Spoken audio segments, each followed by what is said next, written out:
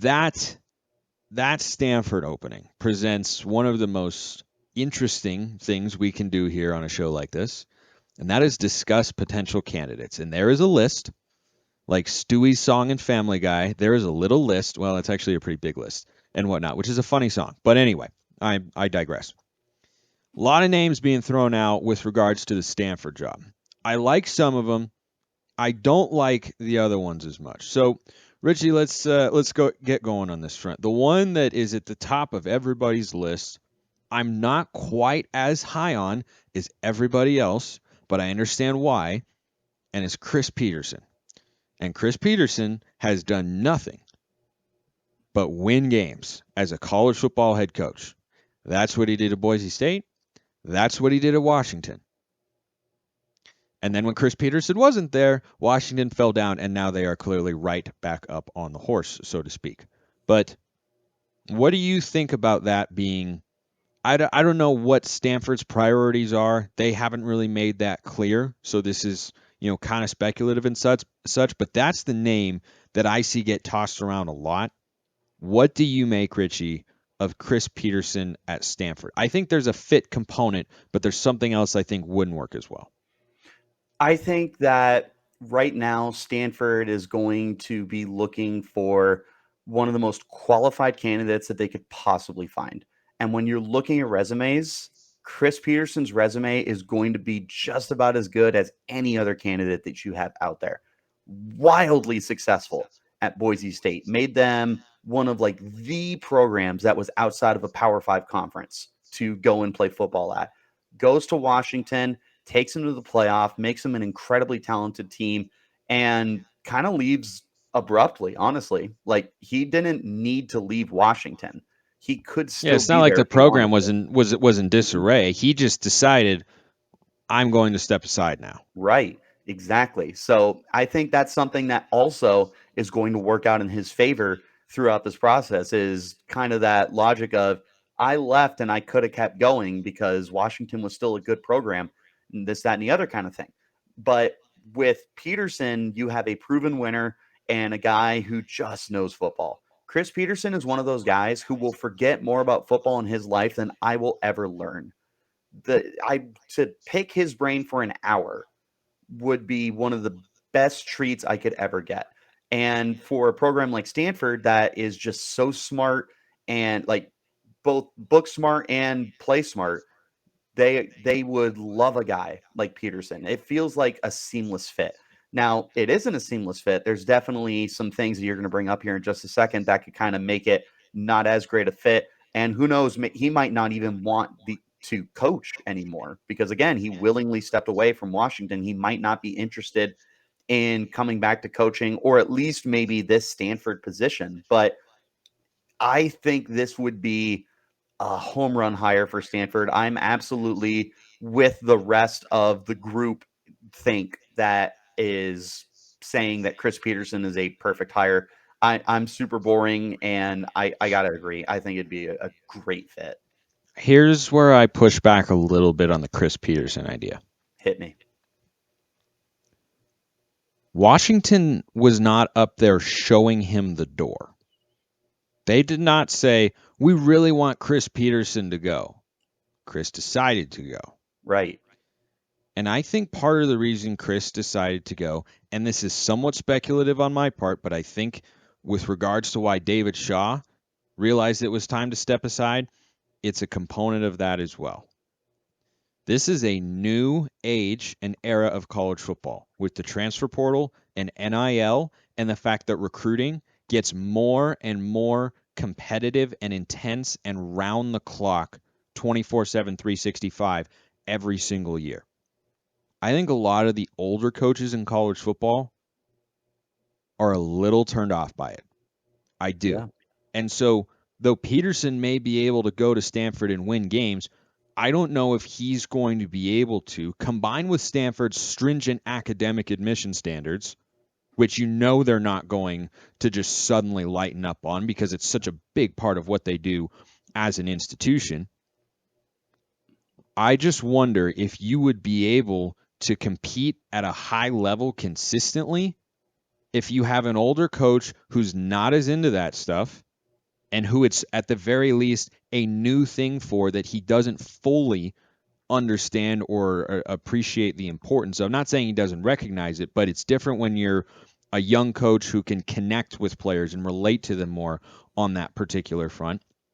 And then you'd be at Stanford, where one of the big questions I have about the program right now going forward is, are they going to just be falling behind here because they can't bring kids in via the transfer portal basically at will like everybody else? I think that's the biggest thing I see with Petersen is like, does he really want to cut? Like, he would have to want it so bad because it's such a grind now.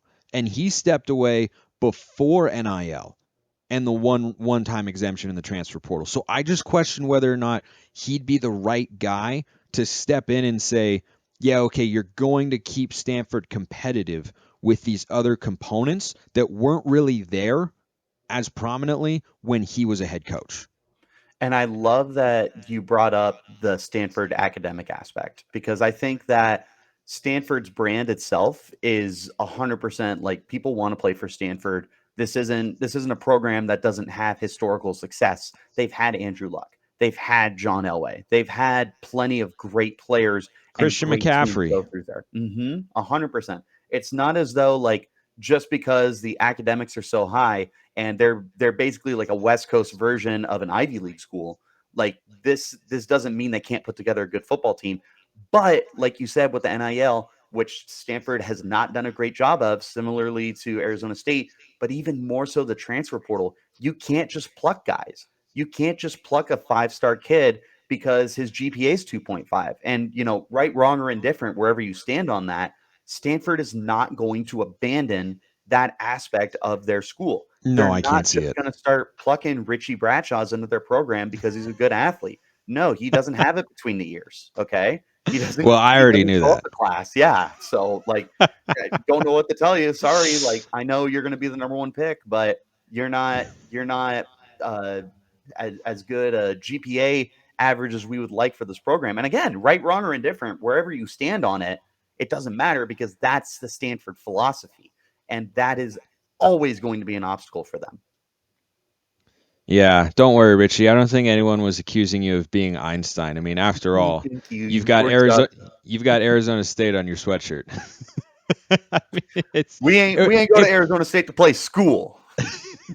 that's exactly right. Okay, let's go to the other candidates here to wrap up the show today. Did you ever see Ted 2, by the way? Of course I saw Ted There's a too. great joke in there about Arizona State, which is not repeatable for the airwaves. So we're just going to end it right there, and I'll tell you to go look it up on your own time. Yeah, I But was gonna say you can take a look. I know exactly what you're talking about. yep, It's yep, yep, it's yep. You it's know. hilarious. Okay. All right. Moving on. So Bronco Mendenhall is another name. He was a coach at Virginia for a long time. He interviewed for the Colorado job.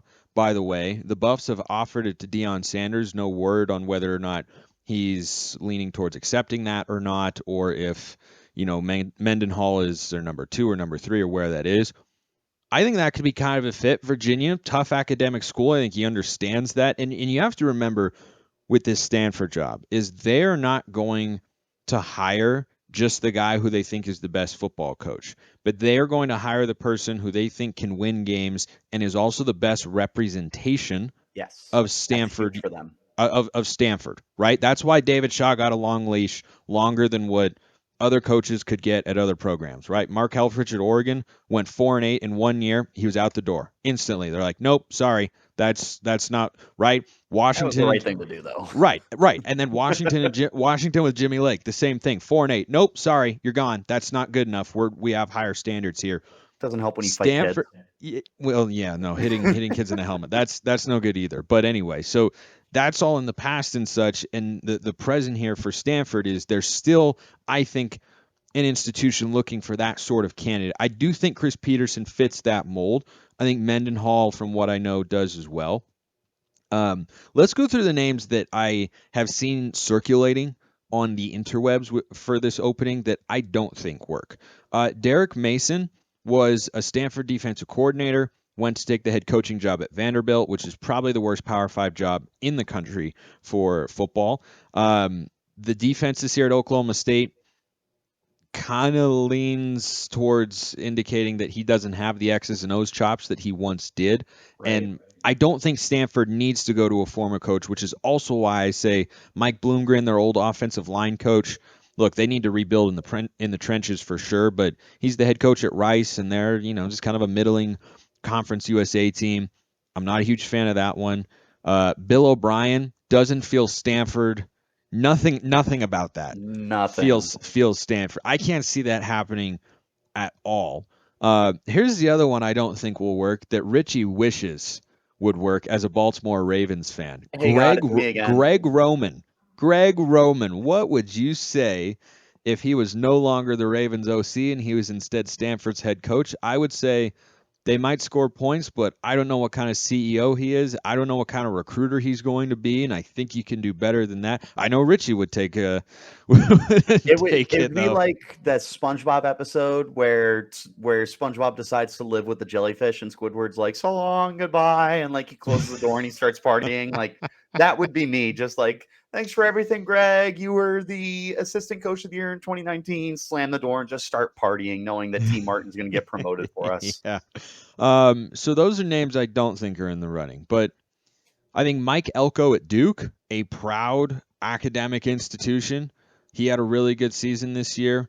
I think Stanford's got a much stronger football brand than Duke and could maybe lure him away, but not as likely. Here's the name, though, Richie. Troy Taylor at Sacramento State. He has turned around that program to be a really good, they are a national championship contending FCS football team this year. He was once the offensive coordinator at Utah. He's got some roots in the Pac-12. He turned around the Hornets big time. And then, think about this. Who was the last big-time coach that Stanford hired that brought them to the national stage? Jim Harbaugh. Jim Harbaugh. Where did Jim Harbaugh come from? The FCS level, where he went and turned around San Diego into a winning program before going to Stanford. San Diego. Yeah, let's not go down that path either. But Chris Petersen, Bronco Mendenhall, Mike Elko, Troy Taylor. I really think if I'm Stanford, Richie, I look at Troy Taylor and say, is that the next Harbaugh? I don't know if he is, but the comparison is there. He's got West Coast ties. There is a very real component for these schools of saying, like, hey, this guy reminds us of that previous coach we hired who worked. I say, what? I mean, look at Washington. They hired a Fresno State head coach, a Mountain West head coach who was winning a lot of games. And boom, they're 2 for 2 on that front. What do you think? I think it'd be a pretty good move. Like it's one of those, like it's not the flashy, it's not the sexy move, right? Which some fans are going to want, but we've talked about this plenty at this point in the podcast.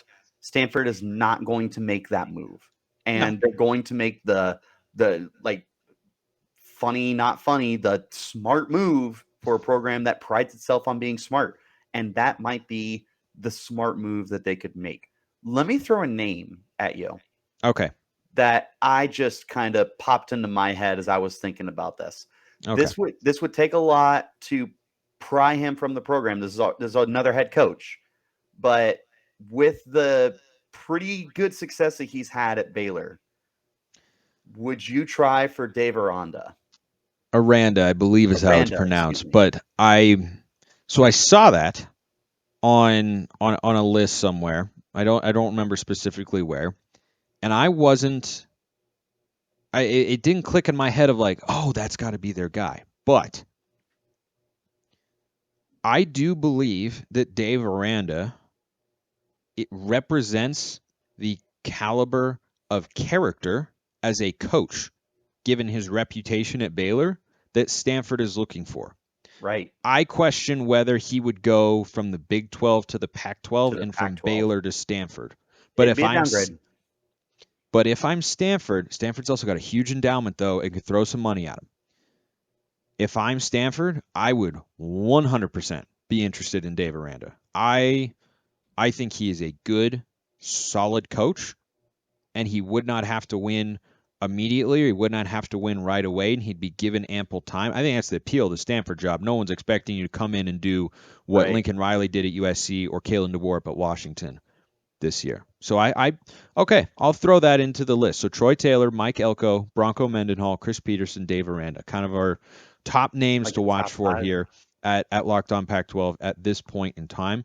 I think you can make a case for all of them. If you've got any questions on this stuff, let me know on Twitter at Smalls_55 or at LO_Pac12. Richie Bradshaw is at Richie Brads with a Z36 on Twitter, host of Locked On Sun Devils, Monday through Friday on YouTube and wherever you listen to your podcasts, which is where you can get this show as well.